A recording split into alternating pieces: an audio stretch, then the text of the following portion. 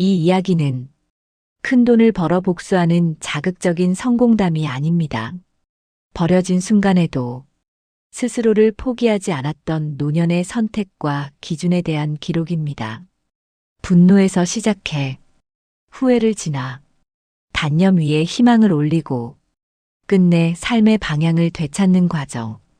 노후, 가족, 관계, 그리고 준비에 대해 조용하지만 깊게 묻는 이야기입니다. 지금 누군가에게 너무 많은 것을 내주고 있다면 이 사연이 하나의 기준이 될지도 모릅니다. 끝까지 들어주시고 비슷한 이야기를 놓치고 싶지 않다면 구독으로 함께 해주세요. 엄마 여기서 죽어도 되지요. 그 말이 제 귀에 박히는 순간 차 문이 닫히고 바퀴가 눈을 갈아버렸습니다. 아들 내외는 뒤를 한 번도 안 보고 멀어졌고 저는 눈밭 한가운데 서 있었습니다.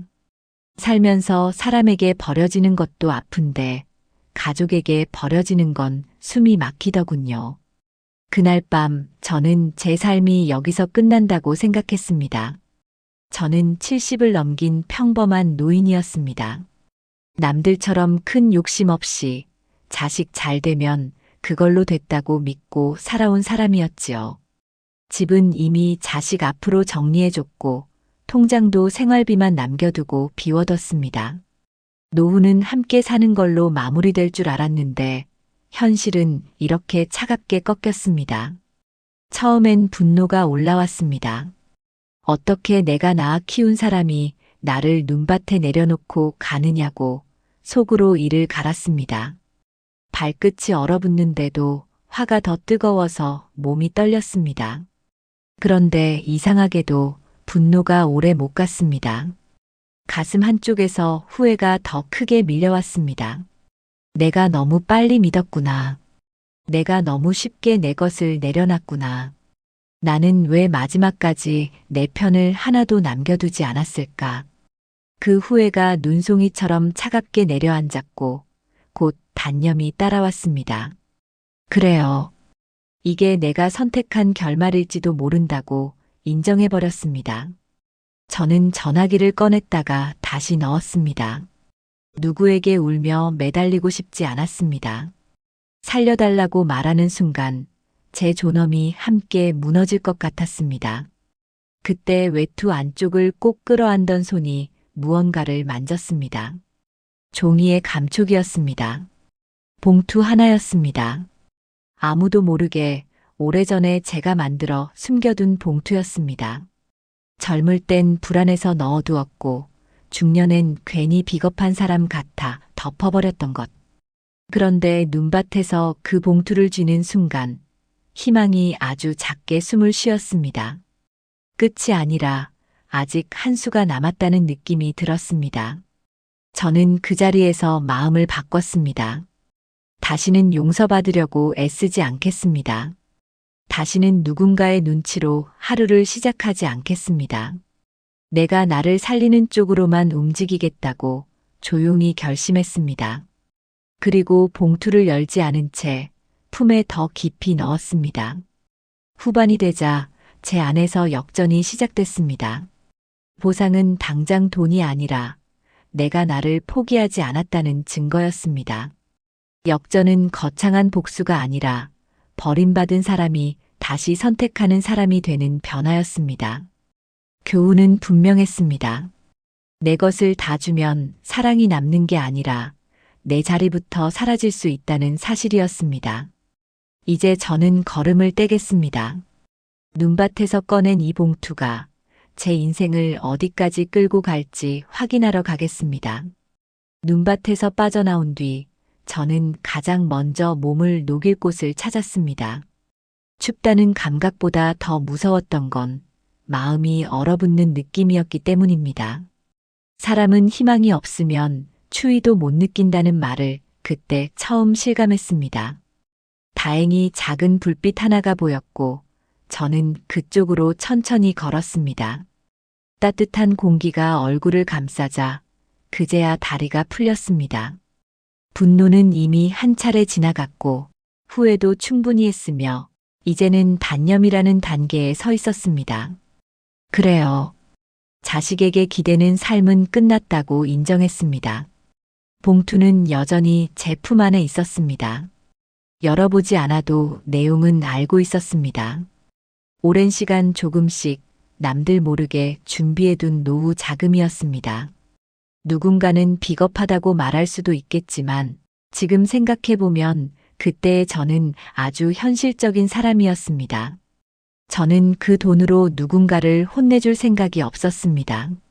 사이다 복수를 꿈꾸지도 않았습니다. 다만 다시는 버려질 위치에 서지 않겠다는 다짐만 분명했습니다. 그래서 저는 조용히, 아주 조용히 움직이기 시작했습니다. 첫날은 아무 결정도 하지 않았습니다. 그저 따뜻한 물로 손을 씻고 잠을 잤습니다. 사람이 무너질 땐 큰 사건보다 작은 회복이 먼저라는 걸 그날 밤에서야 깨달았습니다. 잠에서 깨어났을 때 저는 살아 있었습니다.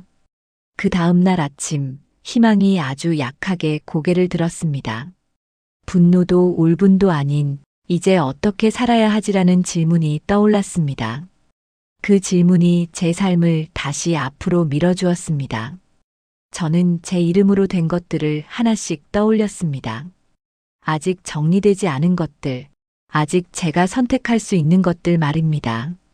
그 목록 속에 봉투가 다시 등장했습니다. 이제는 숨길 이유가 아니라 꺼낼 때가 되었다는 신호처럼 느껴졌습니다. 단념의 끝에서 저는 작은 희망을 붙잡았습니다. 아주 크지 않아도 괜찮았습니다. 남들 보기에 초라해 보여도 상관없었습니다.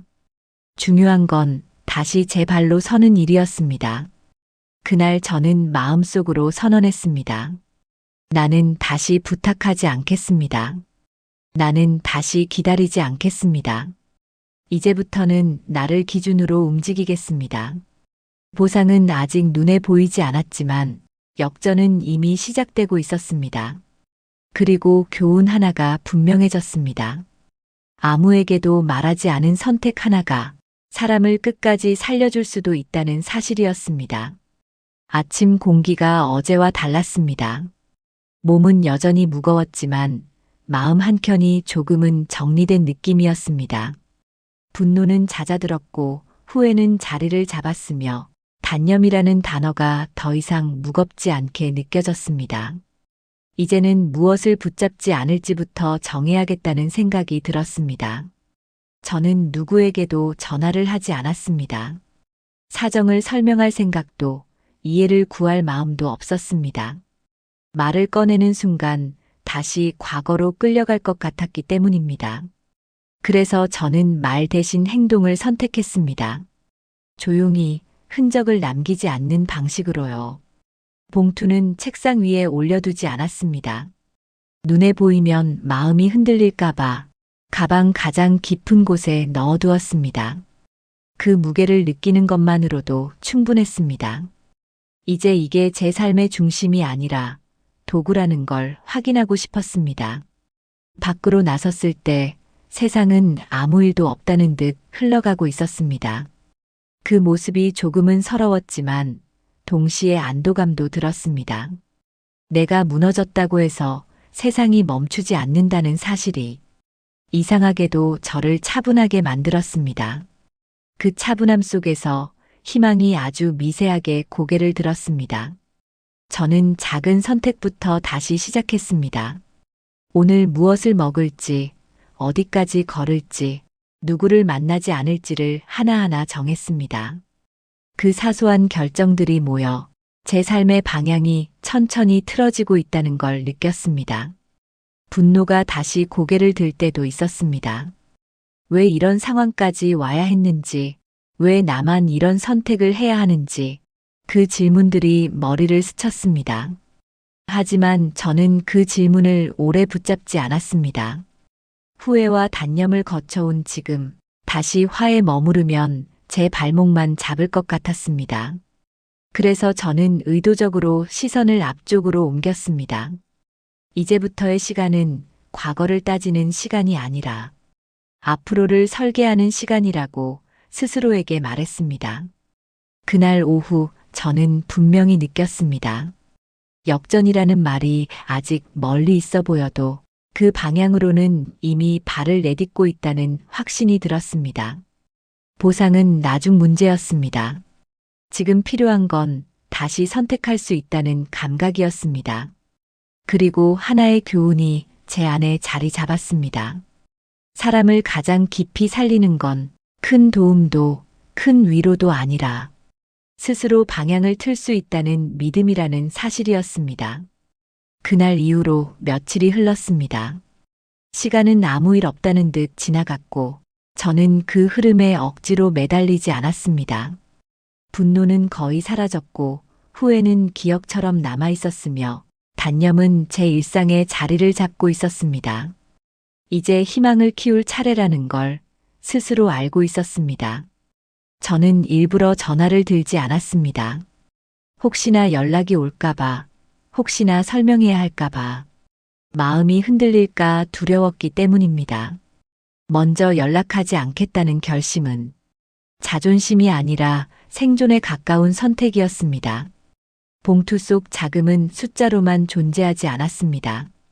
그건 시간을 살 수 있는 여유였고 서두르지 않아도 된다는 허락이었습니다. 그래서 저는 급하게 움직이지 않았습니다. 급해지는 순간 다시 누군가의 판단에 맡기게 될까 봐서였습니다. 그러다 문득 깨달았습니다. 그동안 저는 늘 설명하는 사람이었다는 걸요. 왜 이런 선택을 했는지, 왜 이렇게 살아왔는지 항상 이해를 구하며 살아왔다는 사실이 갑자기 선명해졌습니다. 그래서 이번에는 설명하지 않기로 했습니다. 제가 살아있는 이유도, 제가 앞으로 살 방식도 굳이 누군가에게 납득시킬 필요가 없다고 처음으로 인정했습니다. 그 인정이 희망으로 바뀌는 데는 오래 걸리지 않았습니다. 며칠 뒤 전화가 울렸습니다. 화면을 보는 순간 심장이 잠깐 흔들렸지만 저는 바로 받지 않았습니다. 그 흔들림이 사라질 때까지 기다렸습니다. 이제는 감정이 아니라 기준으로 움직이고 싶었기 때문입니다. 전화를 받았을 때 상대의 목소리는 조심스러웠습니다. 걱정하는 말투였지만 그 속에 계산이 섞여 있다는 걸 저는 느낄 수 있었습니다. 예전 같았으면 그 한마디에 마음이 무너졌겠지요. 하지만 저는 달라져 있었습니다. 괜찮다고 잘 지내고 있다고만 말했습니다. 구체적인 설명도 감정도 꺼내지 않았습니다. 그 짧은 대답이 통화를 빨리 끝내게 만들었습니다. 그리고 전화를 끊은 뒤 제 마음은 이상하리만큼 편안했습니다. 그때 알았습니다. 역전은 소리 없이 시작된다는 걸요. 보상은 아직 멀었지만 관계의 중심이 이미 제 쪽으로 이동하고 있었습니다. 교훈은 분명했습니다. 먼저 연락하지 않겠다는 결심 하나가 사람을 이렇게 단단하게 만들 수 있다는 사실이었습니다. 며칠 뒤 결국 다시 얼굴을 마주하게 되었습니다. 피할 수 없는 자리는 오게 마련이고 저는 도망치지 않기로 이미 마음을 정해둔 상태였습니다. 다만 예전과 다른 점이 있다면 그 자리에 서 있는 제 마음의 위치였습니다. 예전에 저는 늘 작아져 있었습니다. 말을 고를 때도 표정을 숨길 때도 상대의 기분부터 살피느라 제 속은 늘 뒤로 밀려났습니다. 그런데 그날은 달랐습니다. 무언가를 얻으러 온 사람이 아니라 이미 제 자리를 가진 사람처럼 서 있었습니다. 상대의 태도는 확실히 변해 있었습니다. 말끝은 조심스러웠고 눈길은 자주 흔들렸으며 예전처럼 단정적인 말은 나오지 않았습니다. 그 변화가 낯설면서도 솔직히 말해 조금은 씁쓸했습니다. 그제야 알았습니다. 사람을 존중하는 마음은 상황에서 나오는 게 아니라 힘의 균형에서 나온다는 사실을요. 예전에는 제가 너무 많이 내려놨고 그 빈자리를 당연하게 여겼던 것뿐이었습니다. 분노가 다시 고개를 들려는 순간도 있었습니다. 왜 이제 와서 이런 태도를 보이는지, 왜 그날의 말에 대해서는 아무 설명도 없는지 속에서 말들이 올라왔습니다. 하지만 저는 그 분노를 밖으로 꺼내지 않았습니다. 이미 그 단계를 지나왔기 때문입니다. 분노를 지나 후회를 했고, 후회 끝에서 단념을 배웠으며, 단념 위에서 희망을 다시 세웠습니다. 이제 와서 화에 머무를 이유가 없었습니다. 저는 차분하게 제 말을 했습니다. 앞으로의 생활은 제가 알아서 정리하겠다고, 더 이상 걱정하지 않아도 된다고 말했습니다. 그 말은 선언에 가까웠습니다. 부탁도 타협도 아닌 제 삶의 방향을 알리는 말이었습니다. 그 말을 들은 뒤에 침묵이 그날 가장 길게 느껴진 순간이었습니다. 상대는 무언가를 계산하는 눈빛이었고 저는 그 계산에 더 이상 포함되지 않았습니다. 그 사실 하나만으로도 제 마음은 묘하게 가벼워졌습니다. 집으로 돌아오는 길 저는 처음으로 생각했습니다. 아, 이게 역전의 시작이구나 하고 말입니다. 보상은 아직 손에 잡히지 않았지만 적어도 제 삶의 중심은 확실히 돌아왔습니다. 그리고 또 하나의 교훈이 분명해졌습니다. 사람은 떠난 뒤가 아니라 돌아오려 할 때 진짜 마음을 드러낸다는 사실입니다. 그 마음을 받아줄지 말지는 이제 전적으로 제 선택이라는 것도요. 그날 이후로 저는 제 일상을 하나씩 정리하기 시작했습니다. 크게 바꾸지는 않았습니다. 다만 기준을 분명히 세웠습니다. 누구의 눈치로 하루를 시작하지 않겠다는 기준, 설명하지 않아도 되는 삶을 살겠다는 기준이었습니다. 아침에 일어나면 제 호흡부터 살폈습니다. 몸이 아니라 마음이 먼저 깨어나는지 확인했습니다. 분노는 거의 사라졌고 후회는 기억으로 남아 있었으며 단념은 더 이상 무력감이 아니라 결단으로 바뀌어 있었습니다. 그 자리에 희망이 조심스럽게 자리 잡고 있었습니다. 봉투 속 자금은 여전히 그대로였습니다. 급하게 손대지 않았습니다. 그 돈을 움직이는 순간 제가 다시 흔들릴까 봐서였습니다. 대신 저는 시간을 사용했습니다. 생각할 시간을, 확인할 시간을, 무엇을 하지 않을지 고를 시간을 말입니다. 주변에서는 조심스럽게 말을 건네왔습니다. 어떻게 지내느냐는 질문, 힘들지는 않느냐는 걱정. 저는 그 모든 말에 길게 답하지 않았습니다. 괜찮다는 말 하나면 충분했습니다. 짧은 대답이 제 마음을 더 단단하게 만들어 주었습니다. 가끔씩 예전 생각이 스쳤습니다. 조금만 더 참았으면 달라졌을까 하는 마음, 조금만 덜 숨겼으면 좋았을까 하는 생각. 하지만 그럴 때마다 저는 스스로에게 말했습니다. 이미 선택은 끝났고 지금의 나는 그 선택 위에 서 있다고 말입니다.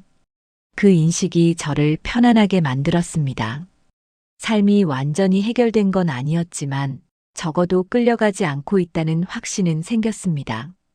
그 확신이 쌓이자 역전이라는 말이 더 이상 허황되지 않게 느껴졌습니다. 저는 작은 계획을 세웠습니다. 누군가를 이기기 위한 계획이 아니라 내일을 안정적으로 맞이하기 위한 계획이었습니다. 그 계획 속에서 저는 다시 주인공이 되었습니다. 조연으로 밀려나 있던 제 삶이 천천히 중심으로 돌아오고 있었습니다. 보상은 아직 숫자로 드러나지 않았습니다. 하지만 이미 하나는 분명했습니다. 제 기준으로 사는 삶 자체가 가장 먼저 받은 보상이었습니다. 그리고 그 보상은 그 누구도 빼앗을 수 없다는 사실이 저를 더욱 단단하게 만들었습니다. 변화는 생각보다 조용히 다가왔습니다. 어느 날부터인가 연락의 온도가 달라졌다는 걸 느꼈습니다. 예전처럼 명령하듯 묻지 않았고 결정을 대신 내려주려 하지도 않았습니다. 그 차이가 낯설었고 그래서 더 분명하게 느껴졌습니다. 저는 그 변화를 반갑게 맞지 않았습니다. 경계부터 했습니다.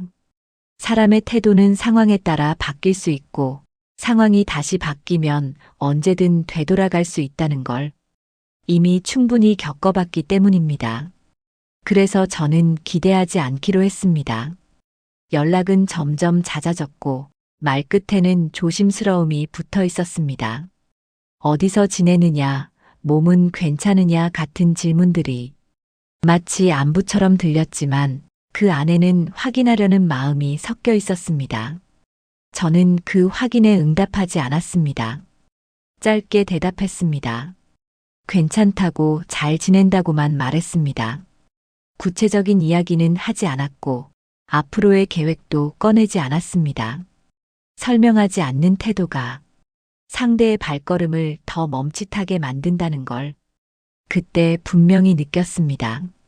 한 번은 이런 말이 흘러나왔습니다. 그래도 가족인데 다시 이야기해보자는 제안이었습니다. 그 말이 들리는 순간 가슴 한쪽이 잠깐 흔들리기는 했습니다. 분노가 아니라 오래된 습관 같은 감정이었습니다. 다시 돌아가면 편해질지도 모른다는 착각 말입니다. 하지만 저는 그 흔들림을 붙잡지 않았습니다. 후회를 지나 단념을 배웠고 그 단념 위에서 희망을 키웠습니다. 지금의 저는 그 과정을 되돌리고 싶지 않았습니다.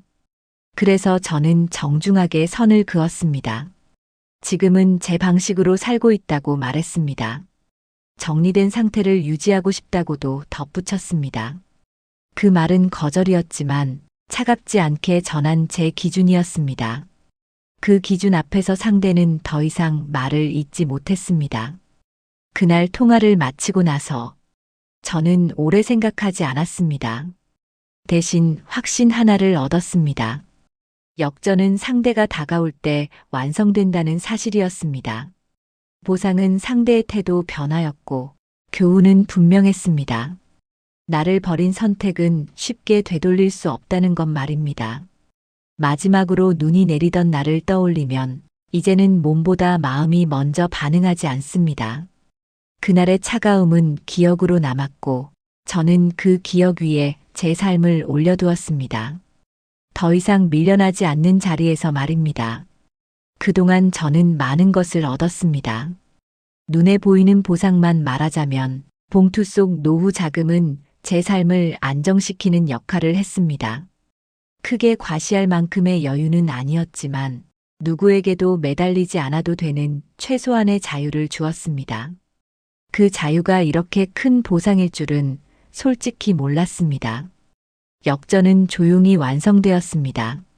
누군가가 저를 필요로 해서가 아니라 제가 스스로를 필요로 하게 된 순간이었습니다.